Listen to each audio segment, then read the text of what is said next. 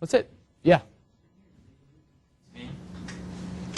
T comes out here. T-span. I can use either one.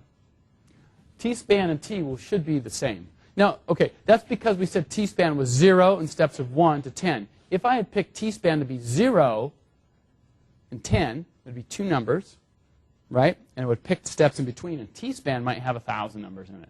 So normally this is the one you want. Partly because if you're solving an ODE, usually you don't control this very much. You say, like, just go solve it, give me some results. These are the times it actually solved for. There we go. That's the whole code on the outside. Okay? Pretty nice. One thing I'm going to point out to you is the following. And this is, I find, to be true for all my codes when I write them now. My plot portion is bigger than the actual solution portion.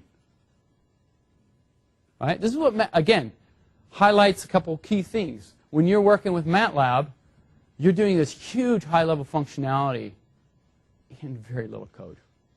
That's pretty remarkable. And that is ultimately, again, like I said, hopefully what you're getting out of this course. Okay? And then you know, making your plot pretty and just fixing it up for like publication quality, that takes a lot of code. A lot more than you actually spent writing lines of code to actually solve the thing. Okay. But that's just me. I'm superficial that way. So hopefully you can be superficial too one day. All right. So we're on our right-hand side now. We've got to solve some stuff.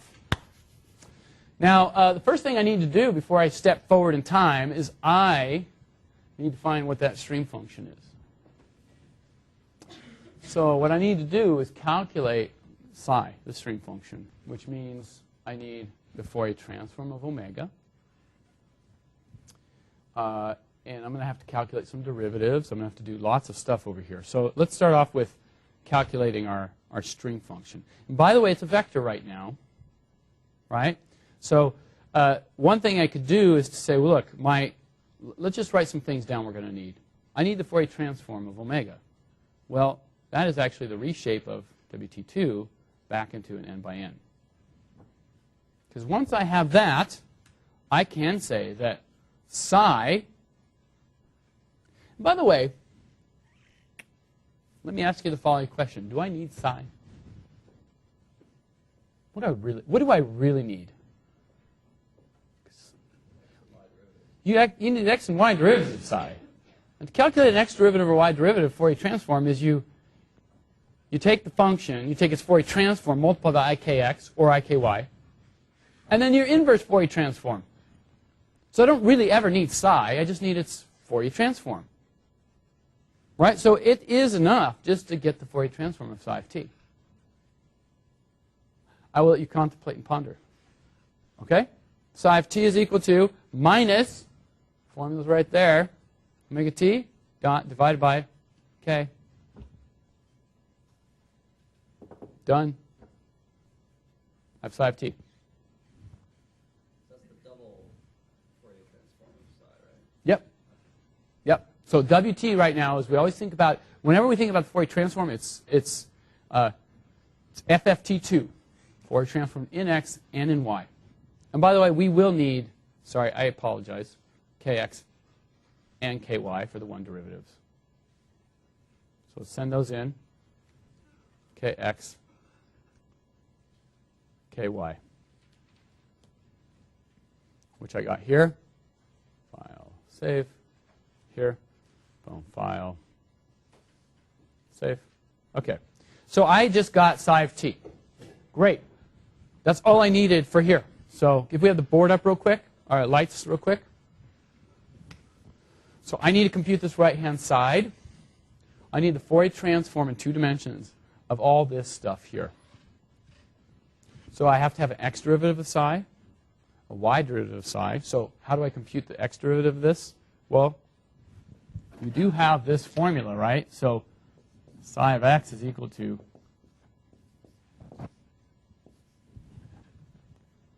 and by the way, I just computed that.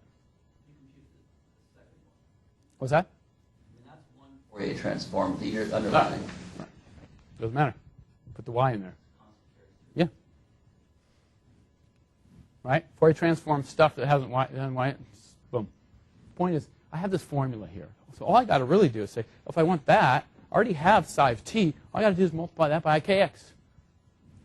And for this here, if I have the Fourier transform of omega t, just multiply by iky, so forth. So I have everything I need to compute this.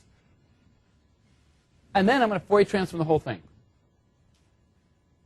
Okay? So well, I have to inverse Fourier transform to get psi of x, right? All right.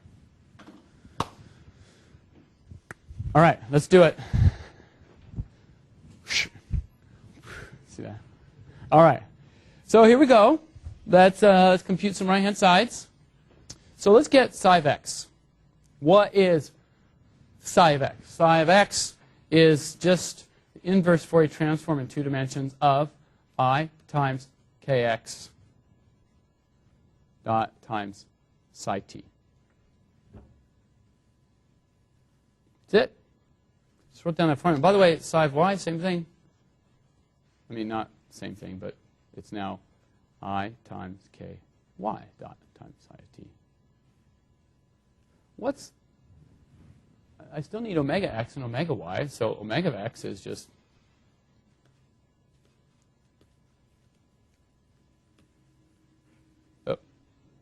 right? And omega y is I f of t2 I times ky dot times. Boom. See that? See how easy that is?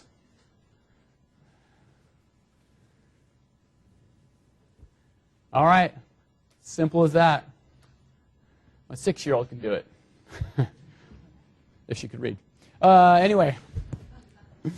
She can kind of read. She reads like words, you know. She can read simple books. This is like a simple book. Okay, but there you go. I just calculated the x derivative, y derivative, x derivative, y derivative of psi and omega. And so all I need to do now is I'm almost ready to put it all together in one right-hand side. By the way, these are all supposed to be real. So I'm just going to shave off the numerical round-off that comes as a result of Fourier transforming backwards and forwards, blah, blah, blah. Okay? Let's just peel them away. We know they're not supposed to be there, and it's an issue of numerical round-off. So I have these. Now we can construct the right-hand side. What is the right-hand side? So first of all, it's going to be a vector. Right? I have to construct a vector. Right now, psi x, psi y, omega x, omega y are matrices. So whenever you're doing the FFT in 2 dimensions or higher, you're constantly going back and forth between vectors, matrix, vectors, matrix. Okay? So if you're doing the FFT2 or IFFT2, it better be on a matrix. Okay? So let's first just work with matrices for a moment. All right. So let's construct this right-hand side. What I have there, right, is you have omega x times psi of y, right, minus, oh, there's a minus sign on that one, right? I think I have it backwards in the notes. Okay, fine. We'll just do this. Omega y times psi of x. Everybody agree? This is our vection term. I can compute it, and I just did. So I have that. But it's a matrix. And what I need to do is I computed it, and what I really got to do is put it in the Fourier domain. Well, that's pretty easy to do. FFT2 it. Done. I just put it in the Fourier domain. But really what I got to do is reshape it.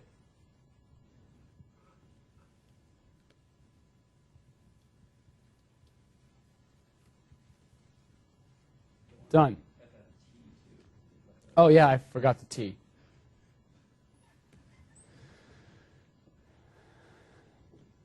Boom. Compute it, Fourier transform it, reshape it. I've just gotten most of the terms done with that I need to. Okay? Now what do I got? Now I have minus mu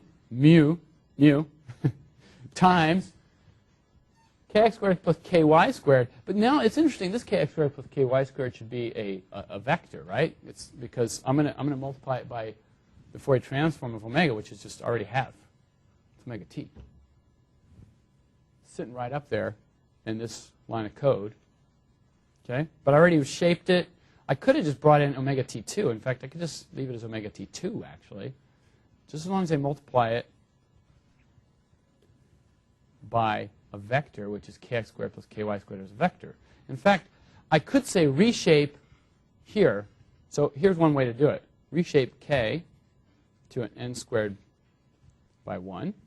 And that is fine, except it's a little stupid. Here's why it's stupid. You're doing this every single dt it takes, forcing it to do more work than it needs to. If you know you need just this vector, do it on the outside, send it in, you're done. It's one-time operation. Okay? So in other words, when we're on the outside here, I could make another vector, call it k2, which is a reshape of this into an n squared by 1. And then send in k as well as k2. Send in k, k2. And then so I just have to do is say, replace all that with just k2. And you're done.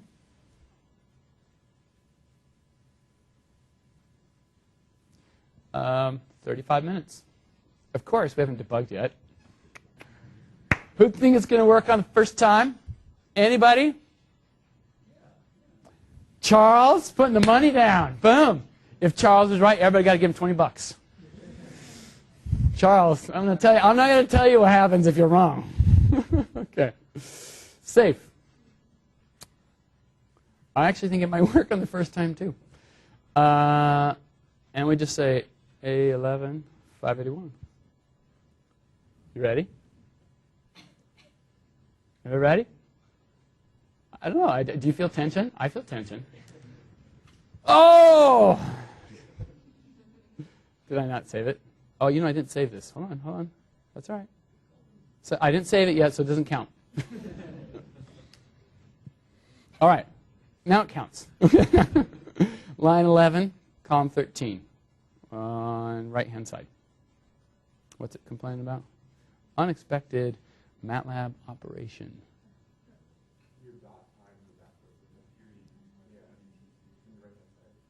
Oh, right there? Yeah. Dang. Okay. Charles, $20 for everybody.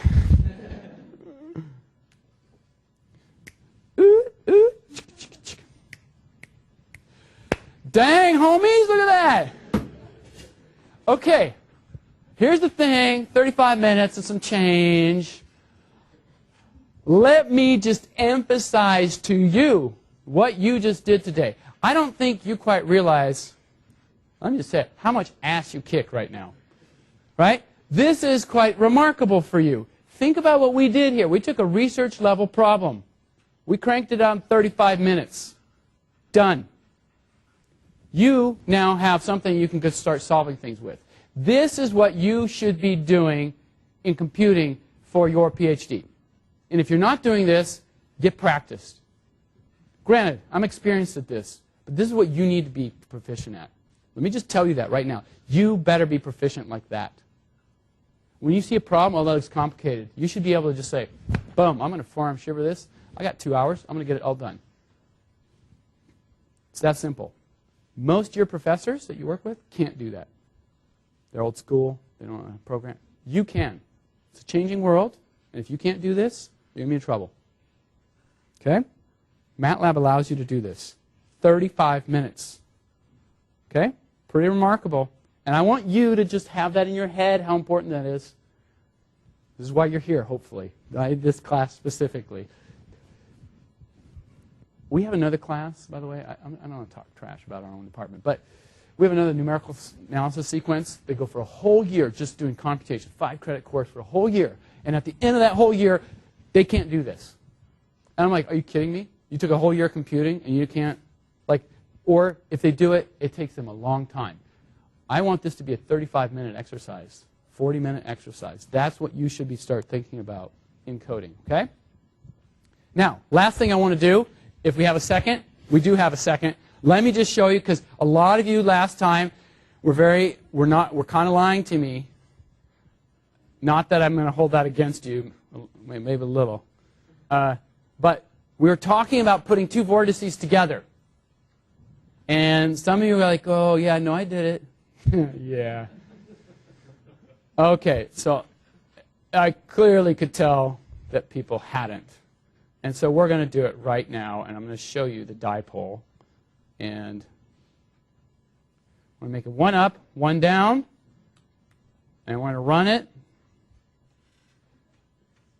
And you'll see, okay, so let's get rid of that. Boom, and then it goes. Okay, maybe a little too far away from each other. Okay, so fine. Let's go back real quick, sorry. All right, okay, let's make 2. Is that 2 plus 2? And let's run it out to 20. 40, okay. File, save it. I know the bell's going to go off, but I don't care. We're just going to solve this thing. Ready? Boom, boom. Okay, we're going. Okay, so don't worry. It's totally worth the extra few seconds it's going to take to solve this thing. And so there you go. This is your dipole that they start to form, come together, and they basically then start to propagate. You see the advection of fluid out the back, pulls fluid in from the front, throws it out the back. Okay, this is a classic problem of fluid dynamics. Here, okay? All right, so now you got to still collide some together. But there you go. Be proud. Have a good day.